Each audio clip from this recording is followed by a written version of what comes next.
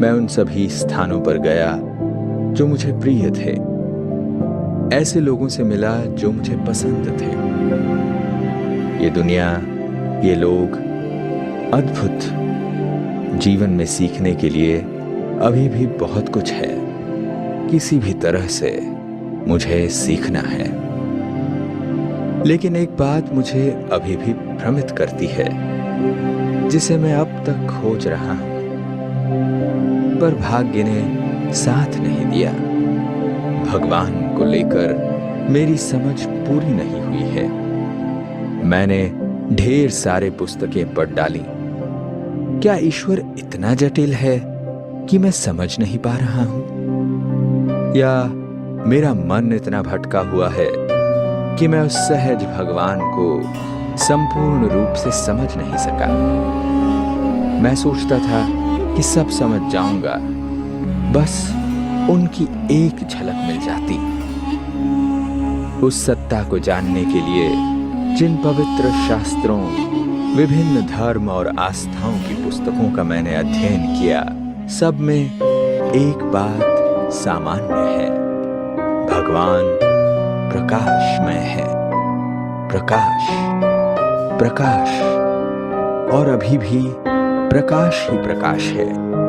अरे हां, उन्होंने तो वह पन्ने मुझे काफी पहले दिए थे। क्या उनमें से कुछ मिल सकता है? मुझे उन्हें देखना है। इसे पूरा पढ़ने के लिए मुझे घंटों लगेंगे। नहीं, सच बताएं तो भगवान को समझने के लिए कुछ विशेष समय समर्पित करने की आवश्यकता है। आखिर ये सब मेरे लिए ही। अति प्राचीन समय से मानवता बड़े पैमाने पर वो कुछ मान्यताओं के आधार पर भगवान की ओर देख रही है।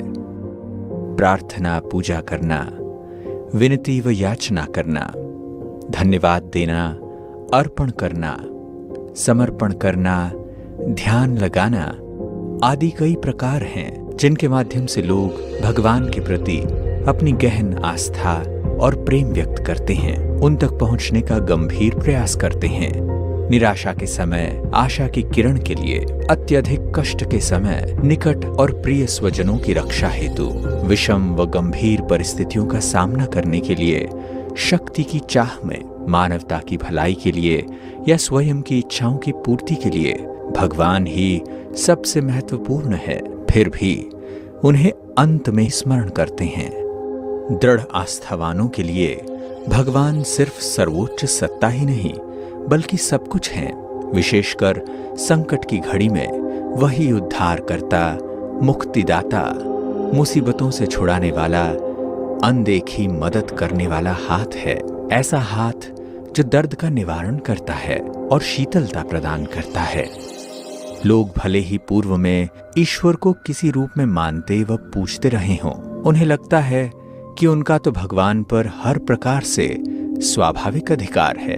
अतः यदि भगवान समय पर मदद के लिए नहीं आता तो उसका उत्तरदायी भी वे ईश्वर को ही ठहराते हैं। ऐसे लोग समझते हैं कि दर्द भरी स्थिति में उनके दिल से निकली प्रार्थना को पूरा करना परमात्मा की बाध्यता है। कुछ लोग ऐसे भी हैं जो भगवान की खोज में रोते बिलखते प्रेम के अनमोल आंसू बहाते हैं। उनको तो भगवान ही सर्वप्रिय है, आस्था विश्वास का केंद्र है। अतः सच्चे हृदय से बुलाने पर भी वे नहीं आते तो मीठी शिकायतें और उल्हने भी कम नहीं देते। एक गंभीर शिकायत यह है कि वे ईश्वर को अपने इन नेत्रों से देखना चाहते हैं पर देख नहीं पाते। विद्वानों और पंडितों के लिए भगवान गंभीर चर्चा व गहन मंथन का विषय है और विभिन्न दर्शनों, विश्वासों, सिद्धांतों, अनुष्ठानों व धार्मिक प्रथाओं का उद्गम स्रोत है। धार्मिक ग्रंथों व विभिन्न दर्शनों के सघन अध्ययन तथा स्वानुभूत तथ्यों के आधार पर वे भगवान, उनकी पहचान तथा उन्हें प्राप्त करने संबंधी भिन्न भिन्न स्पष्टीकरण भी देते हैं। कुछ लोगों ने तो भगवान को अतिथि बना लिया है। आवश्यकता के समय उनसे मदद की गुहार लगाते और मनोकामना पूर्ण हो जाने पर उन्हें अनिश्चित समय के लिए दूर कर देते हैं। सुख के क्षणों में तो उन्हें याद ही नहीं करते। हालांकि संकट पड़ने पर ये लोग मान बैठते हैं कि भगवान तो हमारी मदद करेगा ही, क्योंकि इन्हें लगता है कि भगवान को तो उनकी स्थिति समझनी ही चाहिए और अपनी कृपा व रहम से समस्याओं से छुटकारा दिलाना ही चाहिए। दूसरे शब्दों में, जरूरत पड़ने पर परमात्मा को चमत्कार दिखाना चाहिए। लोग सुख शांति और संपन्नता प्रदान करने वाले भगवान की महिमा तो करते हैं, लेकिन उन्हें ही अपने दुखों का जिम्मेदार ठहरा दोषारोपण में भी पीछे नहीं रहते। मजे की बात तो यह है कि कोई ऐसा कार्य प्रारंभ करने से पूर्व जो उन्हें दुख पहुंचा सकता है, भगवान की अनुमति व सलाह भी नहीं लेते। लेकिन जब कुछ अप्रिय घट जाता है तो उन पर आरोप लगाने की धृष्टता से भी नहीं चूकते। उल्हना देते हैं कि भगवान उनके प्रति दयालु क्यों नहीं रहा। वहीं कई ऐसे लोग हैं जो भगवान से भयभीत रहते हैं। भगवान कहते ही प्यार के बजाय उन्हें डर सताता है, कहीं वो श्राप न दे दें। क्या ईश्वर नाराज हैं? कुछ भी हो, इनके मन में तो भगवान के प्रति असीम स्नेह, प्रगाढ़ भक्ति और गहरी भावनाएं बसी ही रहती हैं। फिर ऐसे मनुष्य भी हैं जो हर चीज के लिए धन्यवाद देना नहीं भूलते, क्योंकि यह मानते हैं कि जो कुछ भी प्राप्त हुआ है वह ईश्वर का दिया हुआ है।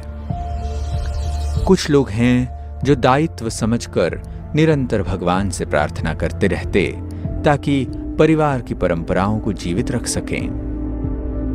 अनेक लोग कई महान पुरुषों को भगवान मान लेते हैं। यह सच है कि इन महापुरुषों का स्तर अन्य मनुष्यों से ऊंचा है। उन्होंने कई लोगों का उत्थान और मार्गदर्शन भी किया है। लेकिन उच्च स्तर के महान मनुष्य भी प्रार्थना भगवान से ही करते हैं। कभी कभी ईश्वर को लेकर असामान्य चर्चाएं या वार्तालाप भी होते रहते हैं। इनमें वे प्रश्न उठाते हैं कि यदि ईश्वर मौजूद है, अस्तित्ववान है, तो उसे दिखाएं। यदि परमात्मा दयालु है तो हमारी समस्याओं का समाधान करे, और अगर वह रहमदिल है तो आज मानव इतना दुखी क्यों है? भगवान अप्रिय घटनाओं को घटने से रोक क्यों नहीं लेते? ज्ञातव्य है कि पृथ्वी, जल, वायु, अग्नि और आकाश जैसे प्राकृतिक तत्वों का मानवता के साथ सह अस्तित्व रहा है। सूर्य, चंद्रमा, विभिन्न ग्रह नक्षत्र भी हमेशा से रहे हैं। कई लोग इन तत्वों को भी भगवान मानते हैं, लेकिन साथ में यह भी कहते हैं कि समस्त सृष्टि का निर्माण भगवान ने ही किया है। एक ओर भगवान को सर्वव्यापी, कण कण में विद्यमान मानते हैं, लेकिन फिर दूसरी ओर ऐसे पुकारते भी हैं मानो वह किसी अन्य स्थान का निवासी है। क्यों लोग अपने आसपास की चीजों की अनदेखी कर हाथ व अपना मुख स्वाभाविक रूप से ऊपर की ओर ही उठाते हैं? अगर वह सर्वव्यापी है तो ऊपर दृष्टि उठाने की क्या दरकार? कई लोग भगवान के अस्तित्व में ही विश्वास नहीं रखते। इनके लिए तो भगवान गैर सत्तात्मक, कथा या कल्पना की चीज है। फिर कुछ ऐसे भी हैं जो भगवान के अस्तित्व को तो नहीं स्वीकारते, पर किसी अलौकिक शक्ति की उपस्थिति में विश्वास करते हैं।